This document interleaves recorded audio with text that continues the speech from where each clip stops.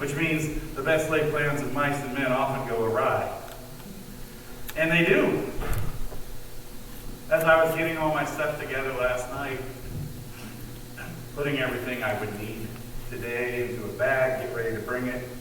This morning, as I was getting ready to walk out the door, I was making a mental checklist to make sure I had everything in that bag that I was going to need today. So when I got here, I realized I forgot the bag. So I don't have my tablet, but I did make a hard copy of my notes, so we'll go with paper. And that's all right. We got a long time without tablets for thousands of years. I think we'll do okay today. You know, we all know how important service is. We read passages in Scripture and we see examples of service within our communities, within our churches, and we recognize that service is a big deal. It's part of what makes us a church. It's part of what defines us, our service to one another, our service to our community. But we sometimes forget that you don't just jump in and become a servant, that it takes some growth, that a new Christian, while they may be very excited about getting in and serving, there's a learning process that's involved, and that's okay. Jesus speaks about how important it is for us to grow our service. We don't need to feel that we have to just jump in and be everything and have everything figured out from the get-go, but we work our way into service. In Luke chapter 16, Jesus draws some comparisons and contrasts, looking at the way different types of people serve and the end results of that. In Luke 16, beginning in verse 10, one who is faithful in a very little is also faithful in much. And one who is dishonest in a very little is also dishonest in much.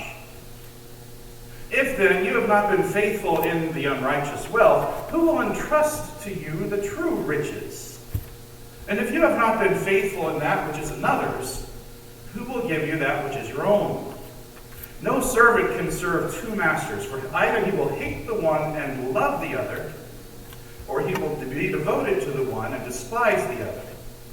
You cannot serve God and money. From this passage, we see some principles that we can take away to help us identify some of the important things we need to do as we serve. One of those is that we need to take care of the little jobs. Do the little jobs. You know, the little things, the humble tasks may seem menial and oftentimes may not seem to make sense in the bigger picture. Everyone who grew up in my era remembers the great classic film Karate Kid. And you remember wax on, wax off. You remember that scene where Ralph Macchio couldn't figure out the whole thing, why he was having to wax those cars, until all of a sudden he realized that what he was actually doing was practicing the kata, the movements that his teacher, Mr. Miyagi, expected him to learn. I can relate. When I studied Kung Fu, one of the hardest things for me to do was remember all the kata. And the whole idea is to get that into muscle memory. But I was overthinking it. I mean, I was in my 40s. I was already starting to lose some of those gray cells, perhaps. But I was way overthinking it because I was trying to memorize all these movements. If someone had just sat down and said, okay, this is how you wax the car, I might have remembered more of that. But you got to do those little jobs because the little jobs prepare you for the larger jobs. Think about how before he led the children of Israel across the Red Sea, through the wilderness and to the edge of Canaan, Moses was a shepherd, leading sheep. You have to start somewhere. And it was in doing the humble, menial tasks of taking care of dumb, dirty sheep that Moses learns the patience and the skills needed to lead God's people. Likewise, King David was a shepherd of sheep long before he was a shepherd of Israel.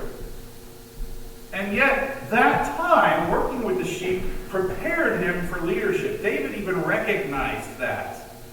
In 1 Samuel chapter 17, as Goliath is threatening the armies of Israel, David comes before King Saul, offering to take care of that giant problem for him. And he tells him, "Your servant used to keep sheep for his father. And when there came a lion or a bear and took a lamb from the flock, I went after him and struck him and delivered it out of his mouth. And if he arose against me, I caught him by his beard and struck him and killed him. Your servant has struck down both lions and bears, and this uncircumcised Philistine shall be like one of them, for he has defied the armies of the living God." Sometimes we may be asked to start small, but even if we are doing the big jobs, if we have been doing this for a while, it's still important for us to take care of the small tasks. We can't let those things go. Jesus would say in Matthew chapter 10, verse 42, "And whoever gives one of these little ones even a cup of cold water, because he is a disciple, truly I say to you, he will by no means lose his reward." Now in the context, Jesus is pointing out that there's no service too small. There's no thing that you can do that is insignificant if it is done for God. Some of us sometimes may feel that we don't contribute. We might feel that because I'm not doing this role or I'm not doing this role, I'm not in front of a bunch of people, I'm not teaching a Bible class, or I'm only teaching little children. We may get the false impression that what we do doesn't matter. But there is no task so humble that when done for God, it's insignificant. Even just giving a cup of water in the name of the Lord is important enough for Jesus to mention. In Matthew chapter 25, as Jesus is telling a parable of a couple of servants, in verse 21, he says that his master said to him, "Well done, good and faithful servant. You have been faithful over a little. I will set you over much. Enter into the joy of your master." So when Jesus begins this discourse in Luke 16, one who is faithful in a very little is also faithful in much, and one who is dishonest in very little is also dishonest in much, he points out the importance of doing the small jobs. Whether it is because you're just getting started in service to God, or you don't know where to start in service to God, or even if you've been doing it for a long time, you can't neglect those little things that need to be taken care of. But back to Luke chapter 16, Jesus then goes on to say, in verse 11, "If then you have not been faithful in the unrighteous wealth, who will entrust to you the true riches?" So in addition to doing the small jobs, we also have to pass the big test. The big test is one of greed. Now, I was watching an Agatha Christie mystery last night, Hercule Poirot mystery. Of course, you know what's going to happen in those things. Somebody's going to kill somebody. That's the whole point behind the mystery. But in this particular mystery, these two fellows, good friends, are searching for diamonds in South Africa. And they locate them. They find a small cache of diamonds. And so one of the fellows that they're talking about, one of them going back to town, which is hundreds of miles away, in order to get more supplies and maybe some investors. And so that one guy gets all the diamonds together. He's going to go show the investors. while the other one is going to stay there and continue looking, continue working, trying to get more diamonds. But when the fella who's going to stay behind gives his cache of diamonds to the other fella, the one who's supposed to go into town, you see the look of greed in his eyes. And all of a sudden, this man who was his friend becomes an obstacle to his own greed and wealth. And you know what's going to happen. And of course, sure enough, does. In fact, even the other guy realized what was going to happen. He went to bed armed. Wasn't good enough, and still he got killed, and Poirot had to figure out the mystery of the game. But it is very easy sometimes to be corrupted by things. Maybe it's not money. Maybe it's not physical wealth.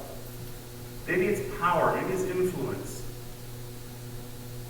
I don't even want to speculate how many people got into politics honestly believing they could do some good, only to find themselves become part of the problem.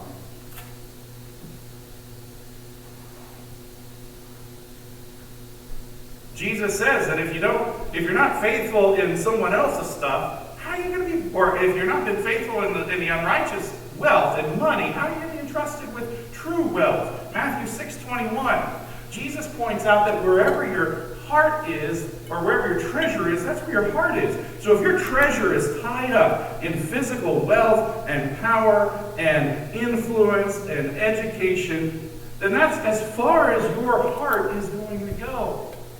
It's tied to all these things. But if your treasure is in the things that matter, in things that last beyond the end of this life, then so is your heart. Matthew 6:21. In Luke 19:8, we see a shift. We see someone who is faced with his accumulation of wealth, the accusations of his own greed, and perhaps even cheating to get there. So Zacchaeus, when Jesus comes to his house, sees a change of heart. And he says in Luke 19:8, "Behold, Lord, the half of my goods I give to the poor. And if I have defrauded anyone of anything, I restore it fourfold."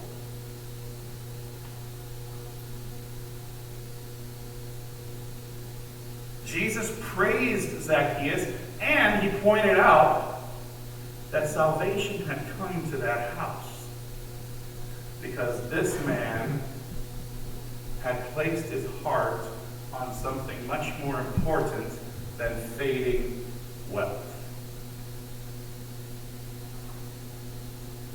So it's important for us to pass the big test. What matters? The temporary or the eternal?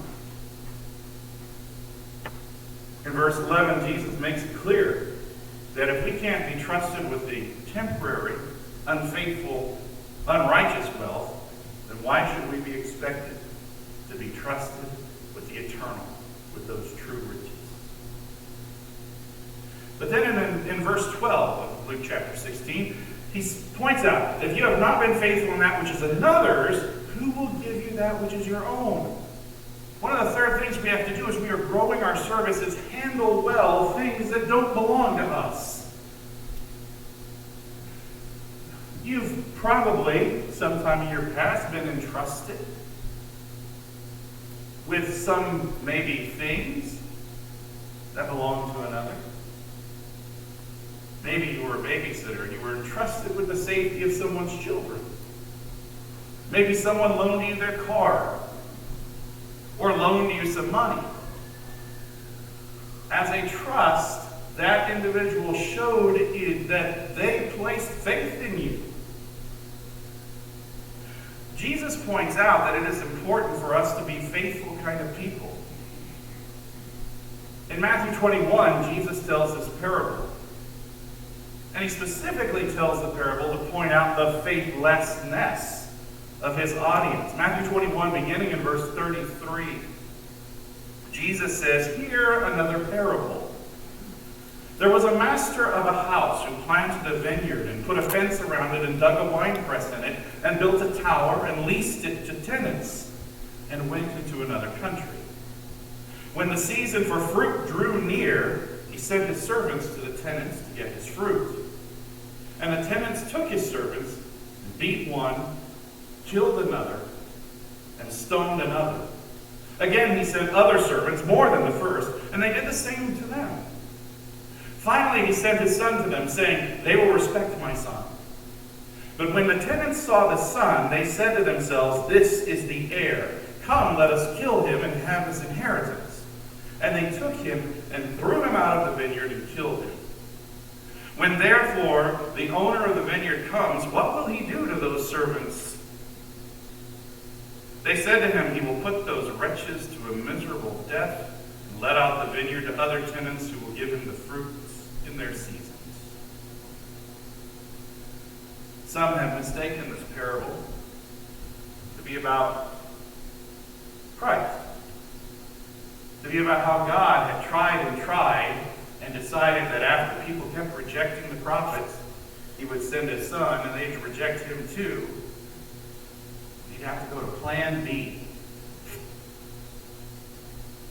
Establish a church and try to fix what didn't work in the first plan. But that's not what that's about. God doesn't need a plan B. He knows what's going on. In fact, this is about the tenants.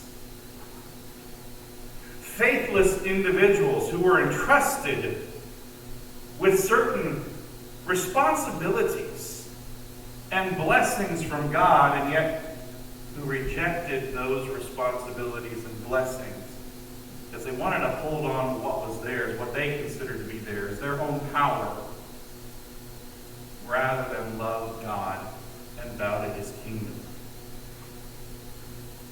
In 1 Corinthians chapter 4, verse 2, Paul writes, "Moreover, it is required of stewards that they be found faithful."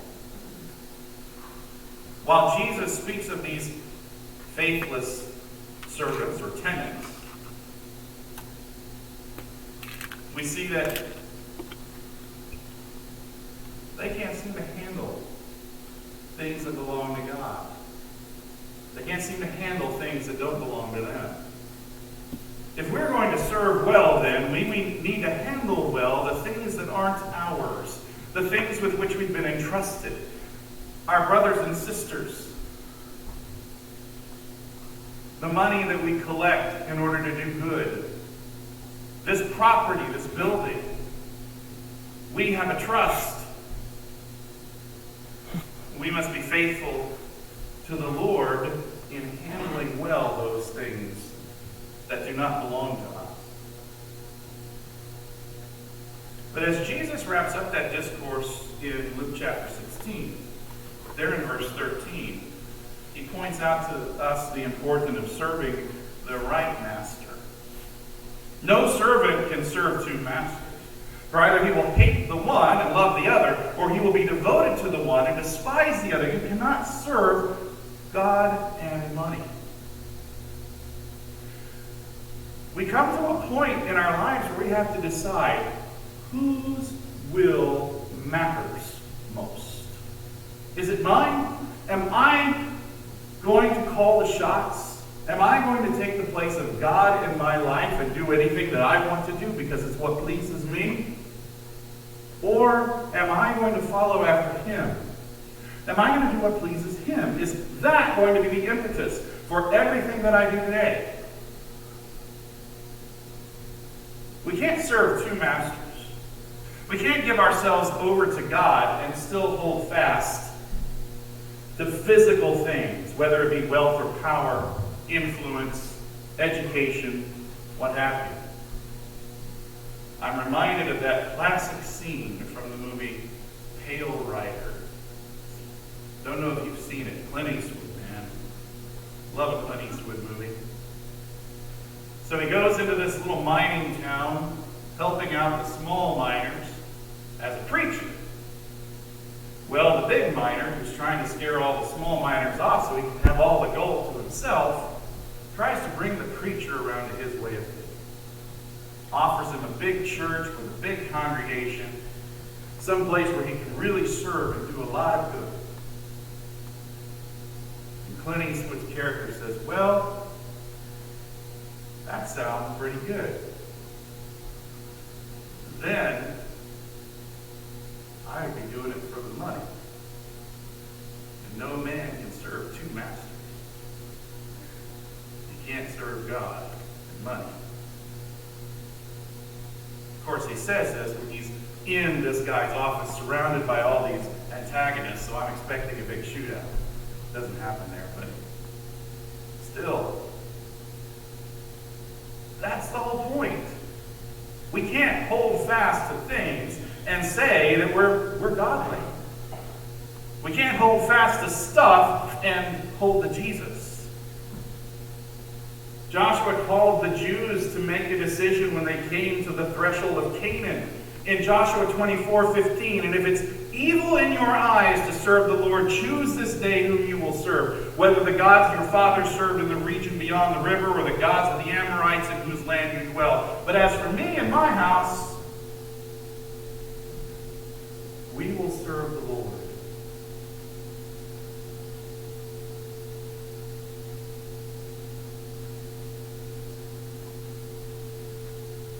Jesus talks about stability in that song that we just sang. In Matthew chapter 7, verse 24, everyone then who hears these words of mine and does them, and that's the point that he's making, does them will be like a wise man who built his house on the rock, and the rain fell, and the floods came, and the winds blew and beat on that house, but it did not fall because it had been founded on the rock. And everyone who hears these words of mine and does not do them will be like a foolish man who built his house on the sand. And the rain fell, and the floods came, and the winds blew and beat against that house, and it fell, and great was the fall of it. Now consider what Jesus says is wise and what Jesus says is foolish. Both of these two types of people heard. They listened. But only in the wise did that translate into obedience, to doing what was right. In the foolish, it translated into disobedience. I hear you, Lord. Not interested. Far worse, perhaps, than failing to listen is listening and rejecting. And Jesus points out that anyone who listens but doesn't do what I tell them to do, that's a foolish person. Unfortunately, all over the world on this day, there are church pews filled with people who listen and don't do. Who are of the opinion that as long as they come to church, they're fine. And that's as far as their service to God goes. It never leaves the pew, much less the building. They listen, but they don't do. And Jesus classifies that kind of individual as the foolish person who's going to see the house that they build crash to the ground when things get rough. Only those who listen and do, those who are committed to the will of the Father, are the wise ones who have something to hold fast to when things get difficult. It's important that we serve the right master. We also have to make sure that we're pleasing the right person. Luke chapter 16, verse 15, Jesus is responding to the ridicule of the Pharisees. They've heard what he's had to say. All this stuff about being faithful in the small things, faithful in the large things. This stuff about being faithful with someone else's stuff so that you can be entrusted with your own stuff. And they've ridiculed him. And Jesus says in verse 15, you are those who justify yourselves before men, but God knows your hearts. For what is exalted among men is an abomination in the sight of God. Think about all the things you know that people consider to be important. They're temporary. They don't last. Looks, youth, money, fast cars,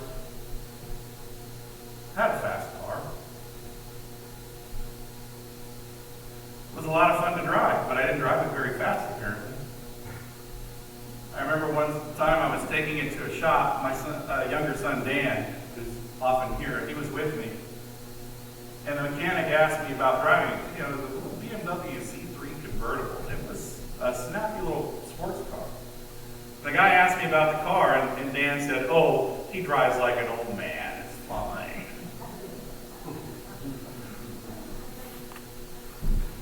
So now I drive an electric car.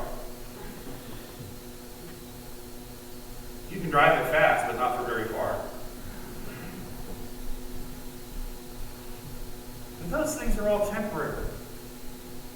Even our desire for those things will come and go.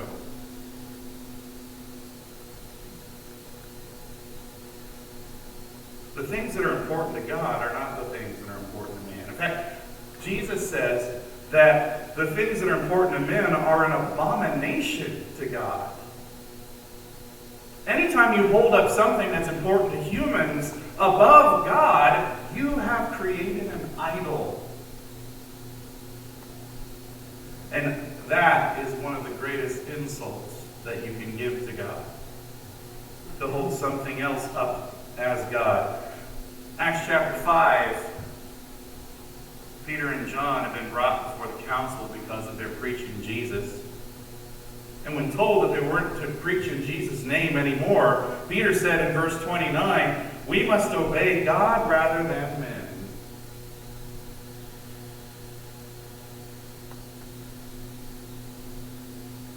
The things that man holds dear drop in the bucket. The things that are important to God, those are the things that should be important to us. Paul would write to the Galatians in Galatians 1, beginning in verse 9, "As we have said before, so now I say again, if anyone is preaching to you a gospel contrary to the one you received, let him be accursed. For am I now seeking the approval of man or of God? Or am I trying to please man? If I were trying to please man, I would not be a servant of Christ. If I were trying to please man, Paul is saying, I could go with the flow. I could get on with everybody, not rock the boat, not rub anyone the wrong way. I might be able to even acquire some success in this life. Then I wouldn't be a servant of Christ. If that was what drove me, I would no longer be a servant of Christ. If we're going to grow in our service, we have to make sure that we're pleasing the right person. It's not about what we can do to impress an individual or to impress even a group of people. It's what we can do to serve our Lord. Even in the small things, when done for the Lord, nothing is insignificant. So my challenge to you this week is to find ways that you can do something for the Lord. Even if it's something small, something that the world may not notice. Your light shining in the darkness matters a whole lot more than all the false hope that the world gives. What small thing you can do can make a big difference for someone else. And while it may or may not seem to matter in your lifetime, those things that you do might put into action a whole chain of events that can bring about great peace.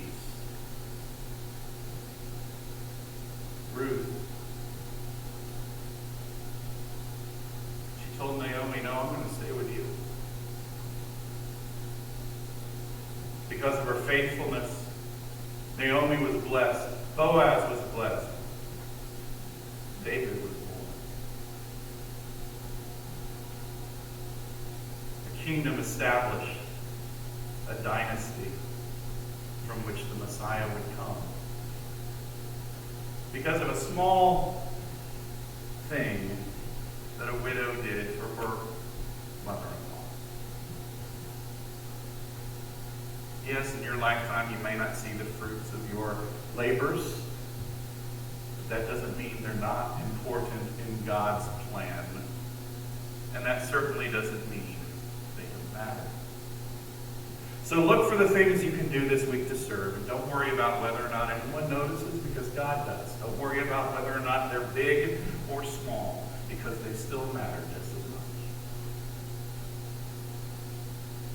If you've been struggling with finding a way to serve, pray to the Lord this week that He help you find some way, something that you can do. And if you want us to pray with you or for you, you can share that with us, and we will do that. If there's any need that you have, feel free to share with us as we stand and we sing this